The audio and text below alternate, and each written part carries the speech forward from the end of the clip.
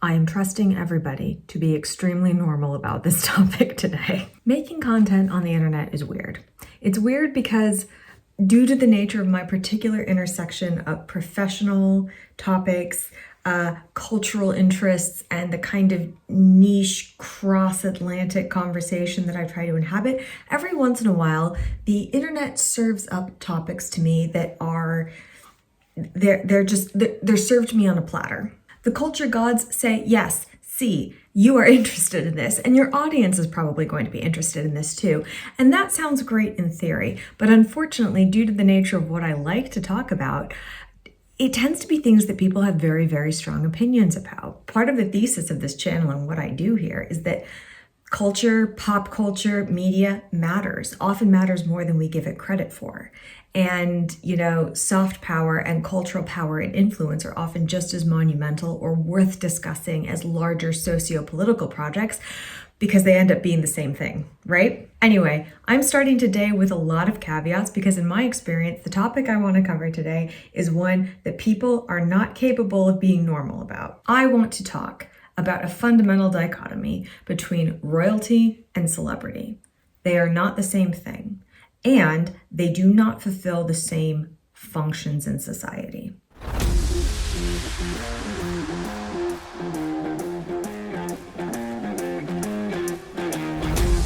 And I'm trusting you. I am trusting you, the decadent nationals, to be extremely normal and kind and polite and default to generosity with one another in the comments, because that is not often what happens on this topic. And I get it. I get that there's reasons. Let's set out some priors. I'm making this video, again, as always, off the cuff, in response to a series of headlines about a particular institution, the British royal family. And I'm going to work extremely hard today to not name specific names. I don't actually want this to be a topic about individuals or individual people or personalities. I want to talk about institutions and the cultural purpose that they serve, to do a little bit of cross-Atlantic education and culture exchange, right? Because I think that the topic of the royal family is very, very unique in that it quite rightly garners a lot of interest. It has a huge amount of socio-political history. It has a huge amount of cultural cachet. But the way that the British media and the British public experience the royal family is extremely different from the way that most American media outfits and the vast American media public experience them. And the point that I want to make, the thesis that I want to make, is that when these two different audiences observe, engage with, or talk about royalty, there tends to be two different conversations happening. And because we are two nations separated by a common language, as Winston Churchill liked to say, I don't always think that people appreciate or fully understand when we might be talking past one another. And so I wanted to do a little bit of a Yank living in Britain perspective to speak to a little bit of the Americans in my audience, but also the Brits in my audience, about why we cultural cousins tend to view personalities and the institution of the royal family very differently, and why there is often not a direct American equivalent to them, and why Americans don't get it and probably never will, and that's okay. Weirdly, this is a topic I get asked to do cross-Atlantic translation on a lot. A lot of my American friends and family ask me, not infrequently, what's going on with the British royal family. They ask me to explain any given news cycle or scandal or, announcement. Why do people care about it? And not quite as frequently, but frequently enough for me to notice, I have often had Brits ask me what the opinions of the Americans are about the institution or individuals within that institution. And again, I cannot stress this enough. For the sake of my comment section, I do not want to use names here. And I tend to be extremely, liberal in moderating my comment section. Unless you're using actual hate speech or slurs, you can say whatever you want. But I'm going to be monitoring this one a bit more because, again, it's so fascinating to me that Brits and Americans alike don't seem to have normal opinions about the individuals or personalities or the institution. And that's because there's a lot of strong feelings in them. But also, once again, I think that Americans don't understand in many cases what the royal family is, the function that they serve, and many Brits don't understand why Americans don't get it. Again, because we speak the same language, because in many cases we're cultural cousins, with, legal and linguistic descent, I think that there's an assumption that maybe Americans should have a greater understanding than we do, but we don't. And again, that's okay. But another thing that I find is that there's a parasociality when it comes to discussing the royal family.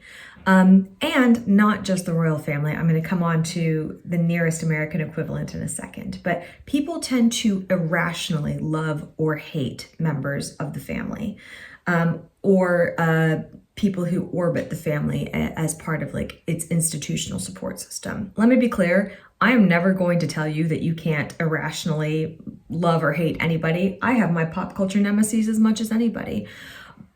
But I am going to say that the irrationality part is the part that really, really bugs me and I find overtakes the conversation. Your opinions can be whatever you want them to be, but I find in the instance of issues like royalty or celebrity, the dichotomy we're going to discuss today, that these are more emotionally based held beliefs than they are factual ones. And while emotions are valid, they don't tend to be the best way to discuss institutions. I sometimes get criticized in my comment section for holding what appears to be emotionally based opinions. And that's fair, that's valid. But when I come on the internet to yap, I try to at least explain the reasons I hold the opinions that I do. I tend to not dislike a political figure without being able to articulate very specifically why that is. I also, in reverse, tend to not like anyone just for the sake of, again, there's this weird assumption that you must like or dislike everyone to a largely irrational degree. And I just don't think that's true. My personal ethos is that if you have a firm opinion, negative or positive, you need to be able to back it up with legitimate and logical and coherent arguments. And that just isn't what happens in these kind of conversations. I know I'm doing a lot of caveats, but again, that's because kittens, I'm asking everybody involved to be very, very normal about this. So when Americans look at the royal family, by default, because we do not have an aristocracy, because we do not have a hereditary system of power or prestige or prominence, not always the same thing, but often intertwined, and in the case of the royal family, absolutely intertwined, because we don't have that system of inherited prominence, the most common lens through which most Americans can view an institution like the royal family is through the lens of celebrity, is through the lens of fame. That makes sense. That is the probably nearest cultural comparison in American society and culture. But I would argue that is not how most Brits view the royal family. Now, obviously, there is a fame and celebrity element to this, but I would be the last person in the world to use the term celebrity to define any of the working royals. They aren't celebrities. They fulfill a very different social function. If I had to summarize it, which I sometimes have to American friends and family, the way that I shorthandedly explain the royal family is that they are living symbols of the nation. They are human beings who, bluntly speaking, at least in their public life, strip back a lot of aspects of their personal personality, their personal interests, what have you, to be living ciphers for other people to project their emotions about the nation state onto. They are living ciphers of national pride. I tend to be very critical about national pride when it goes off the rails in negative ways, but the reason I'm as weirdly positive about the royal family as I am is I think that the royal family serves an important symbolic function, and one that I find to be missing in American public life to our detriment. What do I mean by this? This is the only time I'm going to cite an individual, and it's because they've passed on. It's the late Queen Elizabeth II. The job that Queen Elizabeth II did was to be the living symbol of a nation.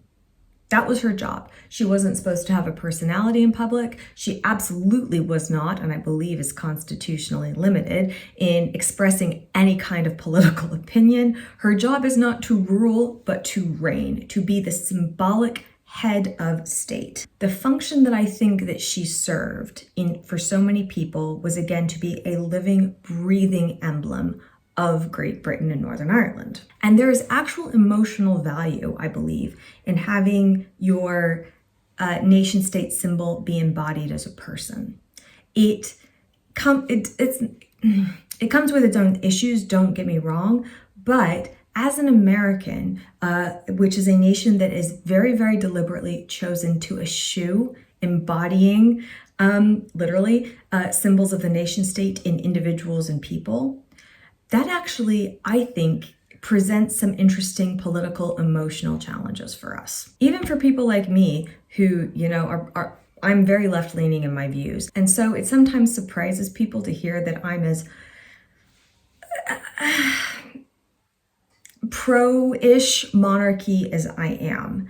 It's not because I believe any institution or any individual is beyond criticism, but again, when I look at the role of what the royal family does, I think it serves a genuine purpose. They are individuals in public life.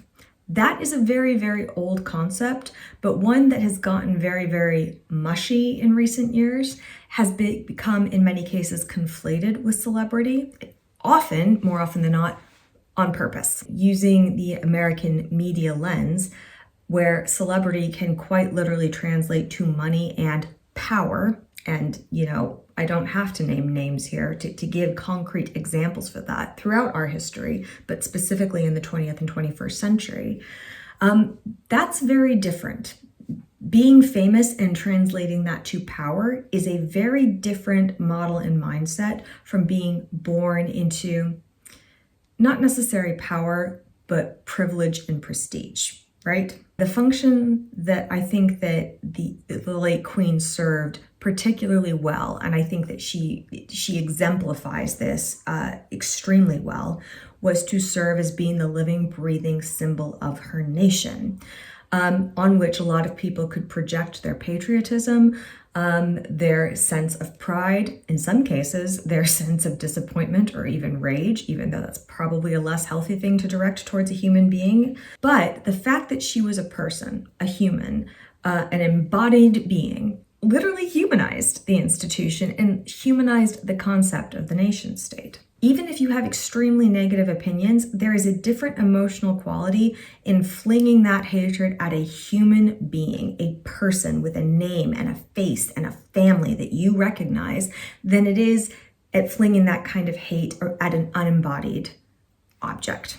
I think the late Queen was exceptionally good at least in her public life, and anyone who says they knew her privately is probably lying, but in her public life, being that stoic national symbol whose job it was to bear the patriotic, or in some cases nationally critical, emotions of an entire commonwealth.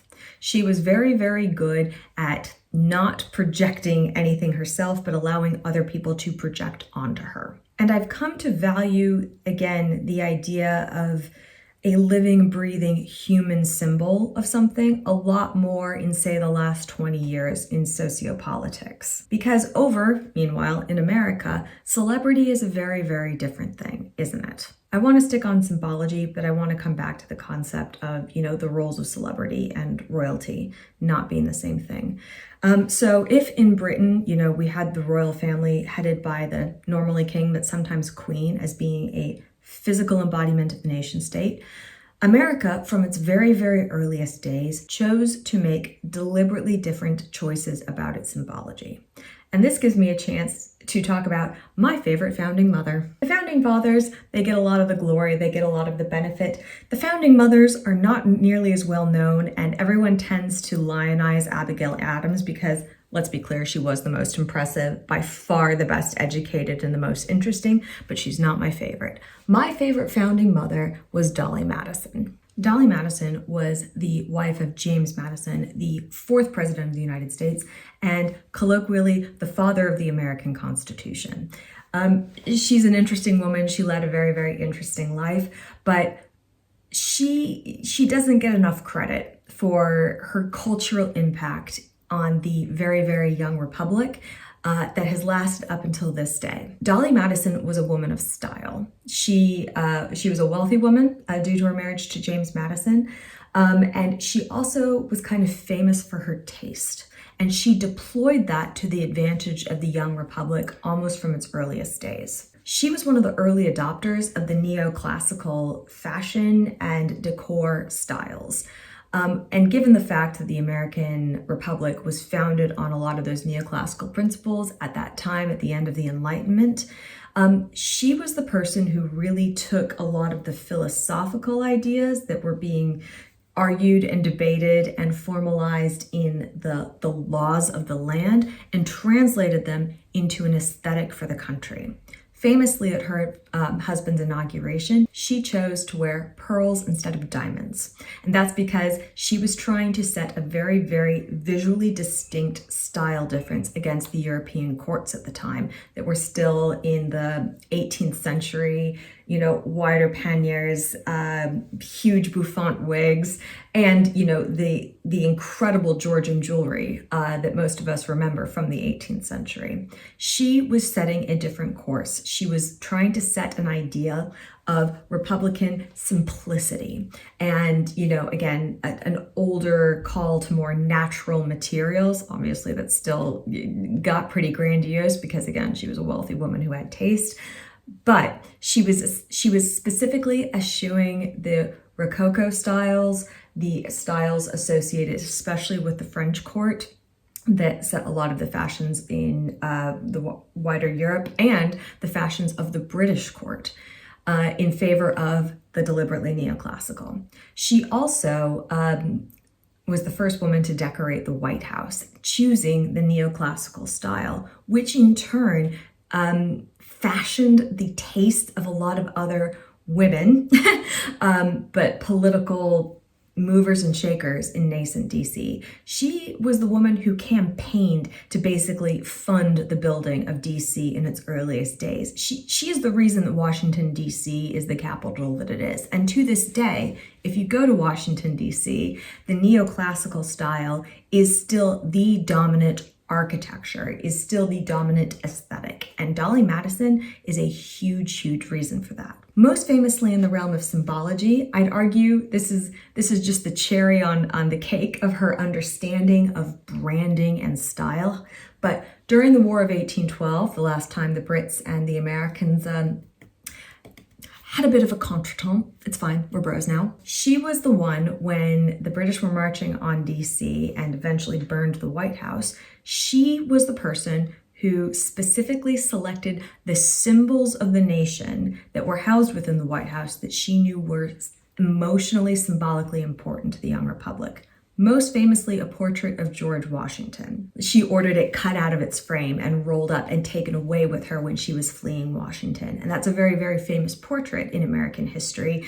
And the story behind it is so important because, again, this was a woman who understood the importance of national symbols. A bit of a tangent and a bit of a history lesson for you, but I bring her not just because she's my favorite and I love talking about her, but because the idea of national symbols being embodied in objects is very, very different and is very, very American by comparison. We do not have a ruling family. We do not have, at least nominally, a ruling class. We do not have people who serve as figureheads. So we have needed throughout our entire history to find our symbology of nationalism, national pride, or patriotism in objects, in things. And on the one hand, it might sound really good to, and probably healthier to not embody them in the form of a human.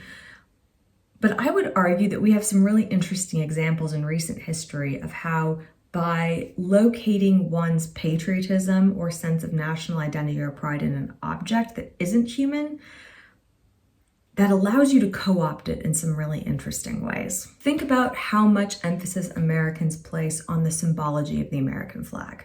It's significant. I did not mention this in my recent travel video, but I certainly was thinking about it, and I possibly need to do a whole different take on how patriotic symbolism is used in America. But something I noticed on my recent trip is just that the flag is bloody everywhere. In my in-laws' neighborhood, almost every single house on their street displays an American flag. This isn't weird to me in theory. I grew up on military bases, right? I'm used to the symbology of the flag, but I also grew up on military bases, literal government institutions. It's still very odd to me, at 40 years old, to see the prevalence of the American flag used in civilian spaces as widely as it is. And this is because the American flag in many ways has been co-opted not just as a symbol of everyday patriotism, but think about how different American political parties have seized kind of a pop culture ownership of the symbols of the American Republic. A really, really delicate example in recent history for me in American politics that uses the flag is what happened in the National Football League a few years ago. Do you remember this? Again, I'm trying to keep my comment section from going into the absolute cesspools, so support me in this, but there was a moment of heightened political attention, shall we say, on social justice in the United States and which communities were and weren't getting it. And there was a movement within professional sports for some players to choose to take a knee during the playing of the national anthem. And the players who did this were doing it and made public statements to the effect of why they were doing it, the cause that they were espousing, the topic that they were trying to highlight by taking this action. But the PR narrative was very, very quickly changed to a narrative of people who did not like this particular movement, claiming that these athletes were disrespecting the flag. This drove me nuts. It absolutely drove me nuts because, again, in this particular instance, the athletes who were choosing to participate in this form of pretty low stakes peaceful protest were being very clear about the cause that they were doing this action in aid of. But because the flag is such a powerful symbol, even though these athletes clearly communicated what their goals were, what their aims were, what they were trying to achieve with this action, other political interests were able to manipulate the story and claim that their actions were something else entirely and to invoke the symbolism of the American flag.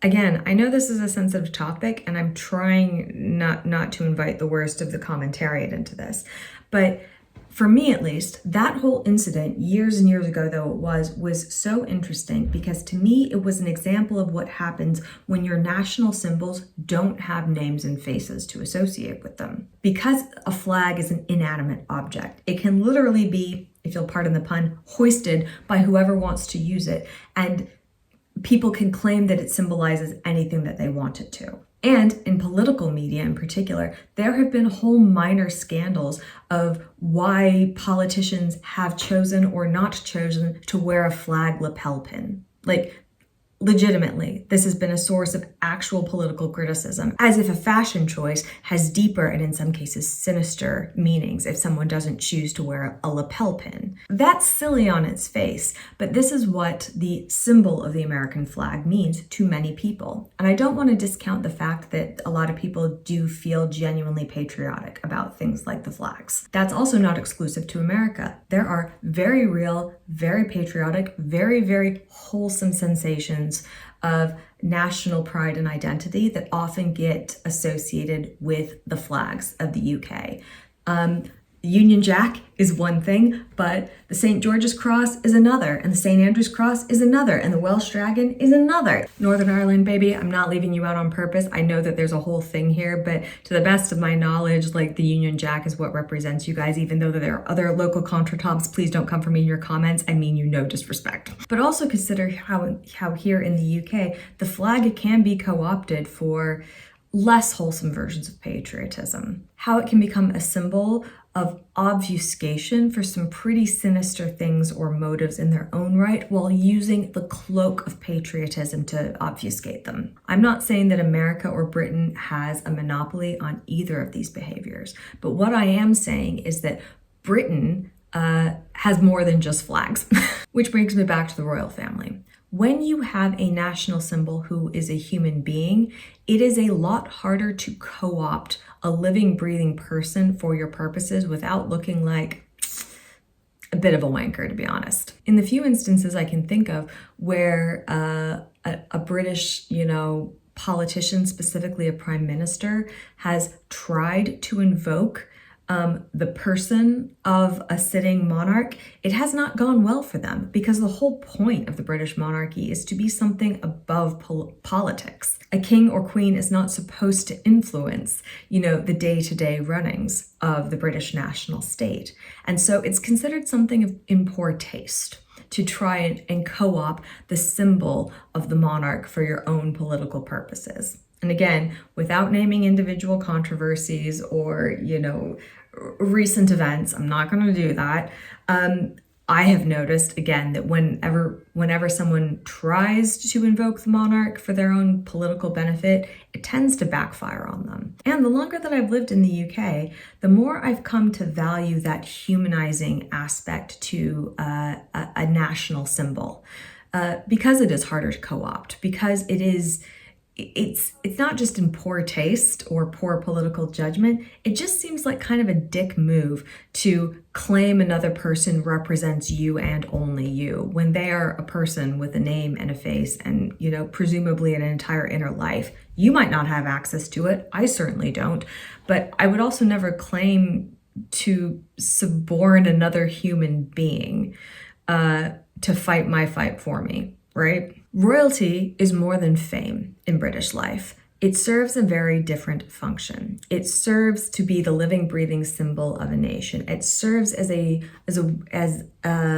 vessel into which you can pour a large degree of patriotism and pride. A vessel that can't really be easily co-opted by anybody else because they are a human. People who are extremely pro-monarchy, in my experience, tend to empathize with various figures in the royal family to differing degrees. But again, because you're talking about people, I think it is emotionally, psychologically, neurologically easier to draw those kinds of emotionally intimate connections to another human being, much more than it is an inanimate object. And bluntly speaking, I really, really like the idea of public life in an old school sense.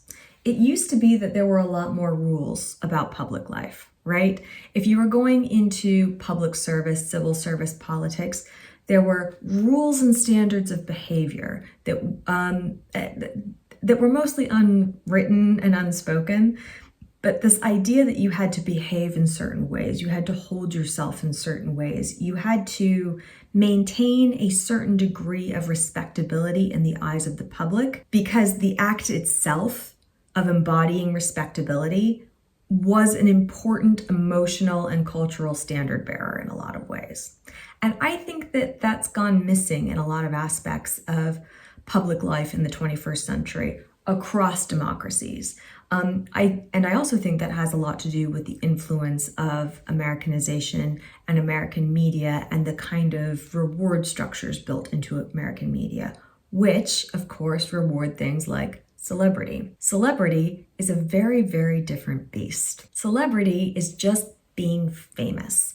And in theory, it's a fame that you earn either through artistic merit, through some kind of either performance in business or the arts, or some kind of valor, some act of valor in some degree that elevates you to a degree of public prominence, which then rewards you. The reward mechanisms of celebrity are money and attention. But one of the most important functions of celebrity is entertainment. A huge portion of the American economy is based on this principle, is based on the idea of entertaining other people and being rewarded with money and attention for it.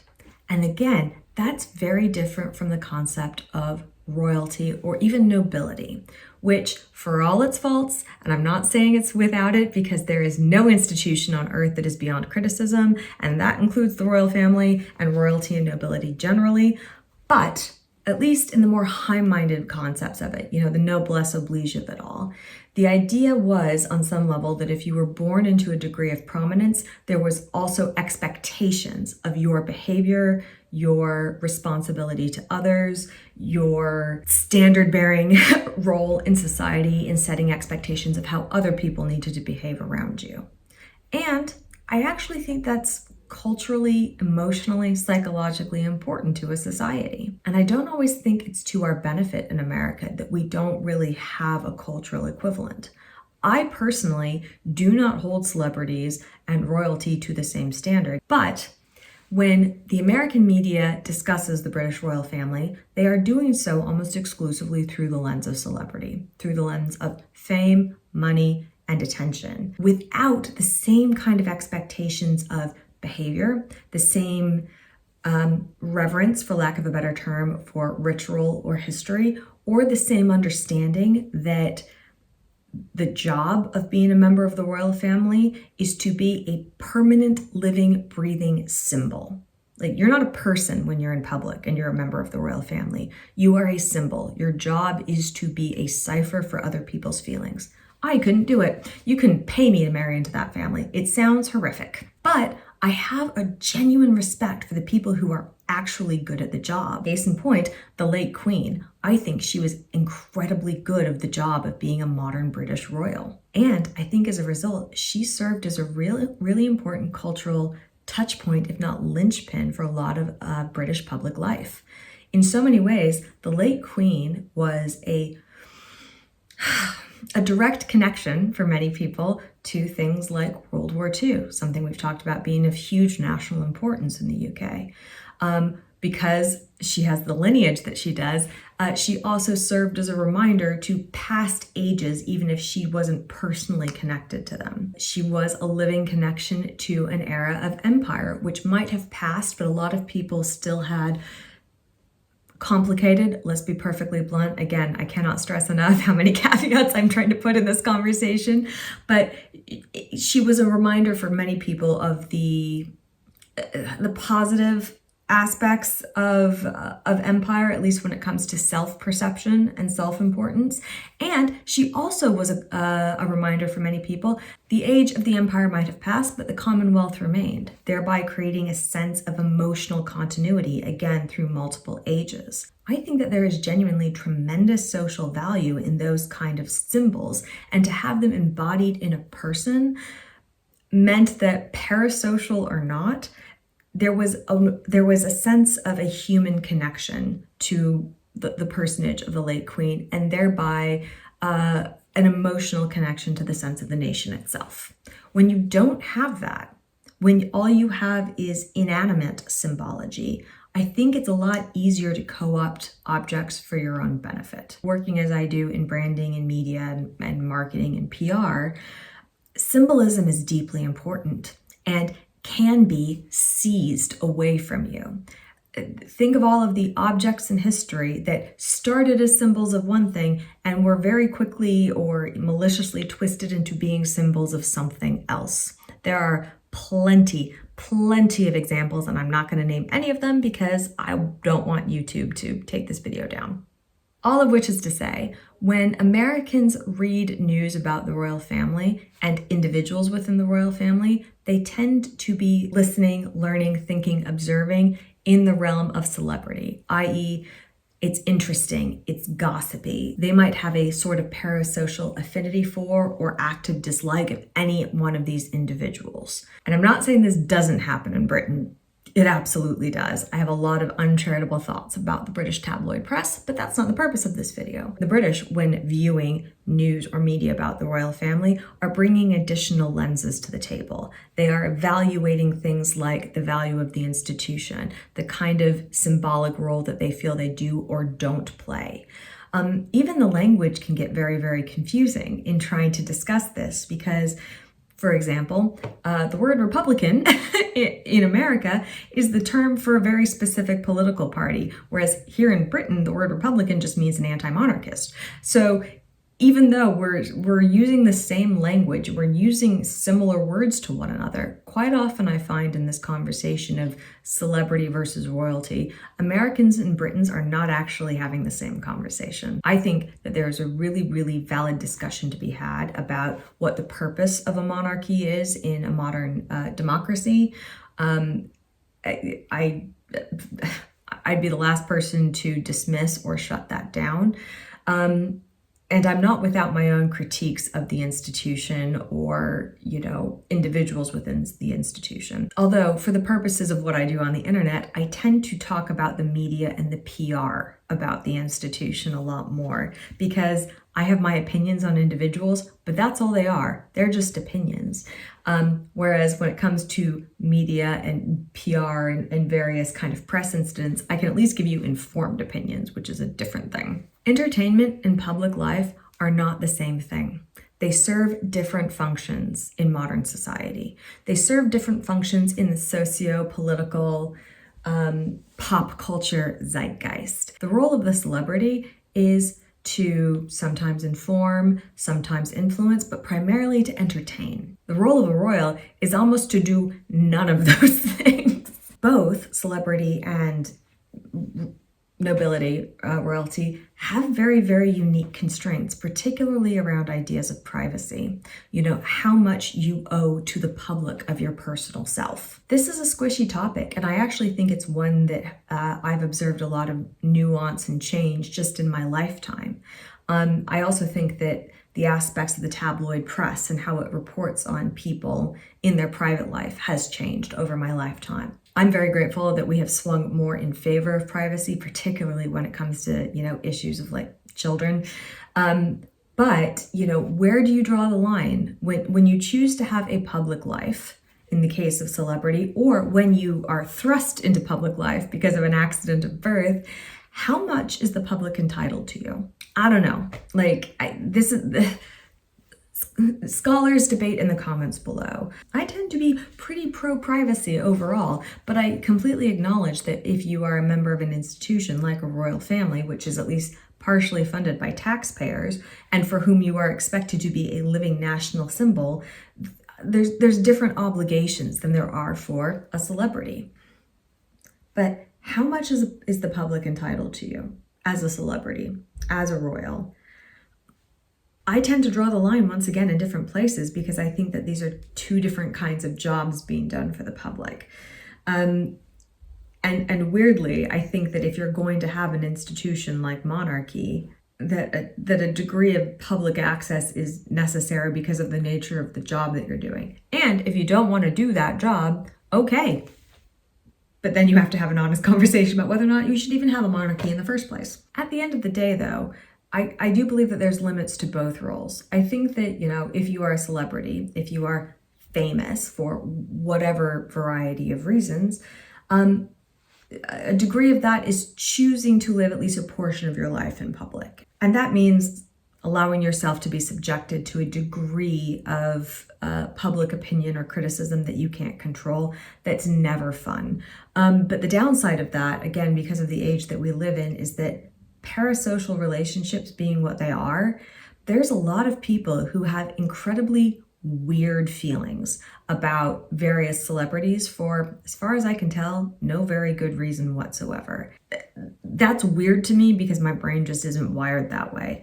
But on the flip side, I also find stan culture, a very celebrity concept, to be equally weird. If you don't know, stan culture, golly, this is similar, but the name comes from the Eminem song Stan. Eminem, famous rapper, basically created a song once wherein he took the voice and the persona of a hyper fan who was deeply obsessed with him and wrote him like these passionate letters or what have you. And that was Eminem's way of acting out, being on the receiving end of a certain kind of fandom that he felt was particularly toxic. And the word stan in pop culture has then come to mean anyone who kind of takes normal fandom, which is just liking something, to a parasocial or unhealthy level of obsession, either of love or of hatred. celebrities the world over are on the receiving end of this kind of behavior, for positive and for negative. And I tend to be pretty critical of extremes in both directions. I don't like losing the sense of the fact that there is a person underneath every single persona. That doesn't mean that the person is, absolved of criticism or should be protected from it. But it does mean that, I tend to dislike internet pile-ons when they happen because, again, they don't seem to come to me from a place of logic so much as emotion. Meanwhile, over in royalty, I tend to find that emotions run high in Britain too. There are a lot of people with incredibly, incredibly strong opinions about the royal family, individuals and as an institution. And Britain, I love you down, you know this, but there's some stan culture when it comes to the royals too. And I guess I'm saying I dislike that when I see it. For all that I said, it's a good thing in some cases, or at least serves a function to have a person who can embody the nation. I still find it really weird when the individual British citizen who does not know and never will know the royals projects unhealthy opinions onto them, who irrationally loves or hates an individual for whatever perceived slight. Because at the end of the day, none of us know these people, and that's on purpose. It's fine to like your national symbols. I'd argue it's even healthy to like your national symbols. It's healthy to display your national symbols. But when those national symbols turn into ciphers for nationalism, or when you, the audience member, start making up fan fictions of what that human being's inner life must be like, you're wading into dangerous territory, whether it's political or whether it's just social. And it's fascinating to me that whether or not we're dealing with American symbology, which mostly comes in the form of objects, of, brand awareness associated with inanimate objects, or if it comes with, symbology associated with people in the form of the royal family, there are possibilities for really, really healthy engagement with that symbology, but there's also, in both ways, in both sides, possibilities for huge amounts of emotional parasociality that I think is damaging and occasionally dangerous. But at the end of the day, it's really good to know what you're talking about and to remember to apply the correct critical lens. When Americans criticize the royal family, they tend to be doing it through the lens of celebrity, meaning that they're missing a lot of cultural nuance of the job that those people are doing. Likewise, when Brits tend to view certain individuals within the royal family, they tend to be evaluating them through the lens of a job that those people are not necessarily doing and holding them to an incorrect standard. We live in a weird age for the royal family as well. People are entering, exiting, being evicted from it. It's odd. It's extremely odd. And the subject of the royal family, which, the late Queen famously called the firm, because she understood that it was in many ways the family business, not necessarily money making, but that they had a job to do. I think the job of royalty is one that has been in flux since the dawn of time. In Britain in particular, post-Glorious Revolution, the role of the monarch has become increasingly symbolic until, the current day and age where it's almost entirely symbolic. But that doesn't mean it's without value or merit. Likewise, over in America, having intentionally rejected that kind of symbology at the outset, we didn't ever really, in my opinion, find a cultural equivalent substitute to replace it with. We have done our best to find symbols of pride or identity that we can rally around in other ways, and it mostly turns out okay, but again, for some of the reasons that I listed before, when you don't have a person or a personage to rally around, you can get into some weird territory and co-opting territory very, very quickly. Both nations and cultures are using symbols to do the same job. But I think by maintaining a historical precedent of personhood in one case and like deliberately rejecting symbolic personhood in another, both countries have set themselves up for different pluses and minuses of how national symbology can work, and therefore have cultivated two different kind of audience experiences in observing or interacting with or projecting onto, in many cases, those symbols.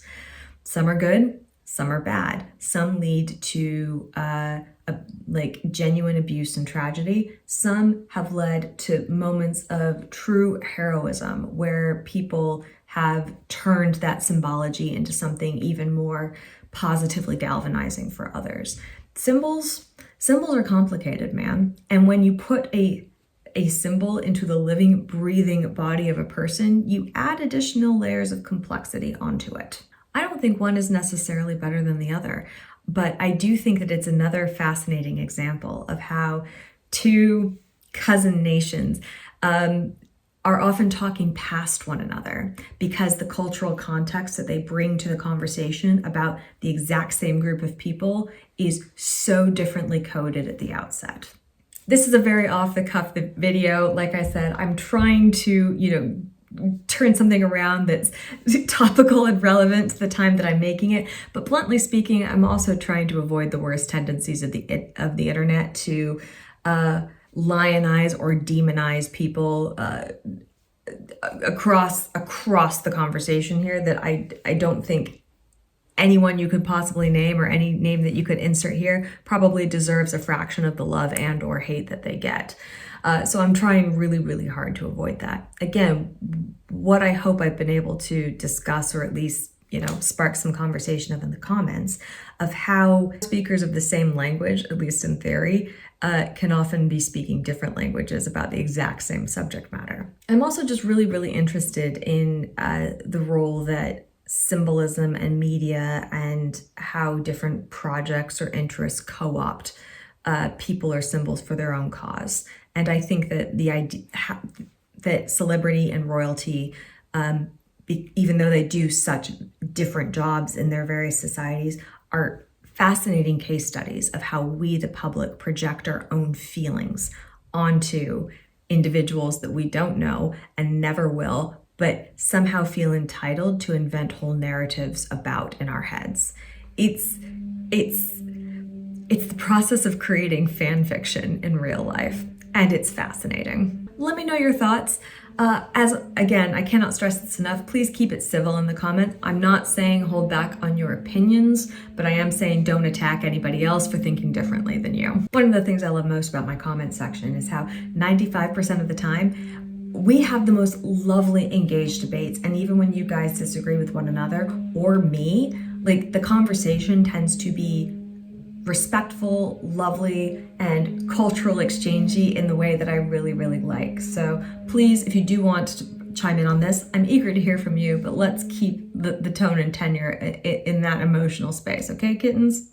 I know this was a bit off the cuff, but I hope you at least found it interesting to hear from an American in Britain who holds the political views that she does, but therefore you might be surprised by that I then have the views of the royal family that I do. And if you have any follow-up questions, please drop them in the comments. I'll try to answer them as always, but there might be a follow-up video here that's a little bit more polished. I really, really wanted to, frankly, hop on a bit of a current news cycle without becoming one of those people that I hate and trying to do something ultra clickbaity. I was genuinely interested, though, in how the current week of news headlines, again, being very non-specific, was a good opportunity to talk about the function of royalty versus the function of celebrity in our mutual cultures and how they do and don't serve the same functions for us sometimes. Because I think it's interesting. Hopefully you found this chat at least worth your time. Thanks as always for hanging out with me. And if there's any other similar topics that you want to have a conversation about, again, I love our chats in the comments too. Please keep them coming. Let me know. There's definitely additional future topics in this, two countries divided by a common language. But I'm always eager to hear from you guys. Are you pro-royal family? Are you anti-royal family? do you tend to view them through the lens of celebrity, or do you, as I've kind of laid out, fall more into the camp of viewing them through those additional social lenses that most Americans would never even think to include because we don't have that kind of cultural coding that you guys do? I'm endlessly fascinated and I like hearing from you guys. So come hang out with me in the comments. Let's chat. Keep it nice. Yeah, you. It's okay, I know you. You're a darling. Ooh, a really good book. Hold the thought. If you want to dive into how the world of the British aristocracy is so emotionally different from anything you might see in pop culture, especially you, my fellow Yanks, I have a piece of fiction to recommend to you. Snobs by Julian Fellowes. This is a fantastic novel about the mentality and the unwritten rules of the British upper class, and also has some really, really interesting examples in it of allusions to various royal scandals of the past that might give you some additional context of why the culture of aristocracy and royalty in Britain is fundamentally different from celebrity. If you want the insider perspective, also, it's just a rip-roaring good time. You know me, I'm gonna have to throw a book recommendation in there somewhere. It's just how I roll.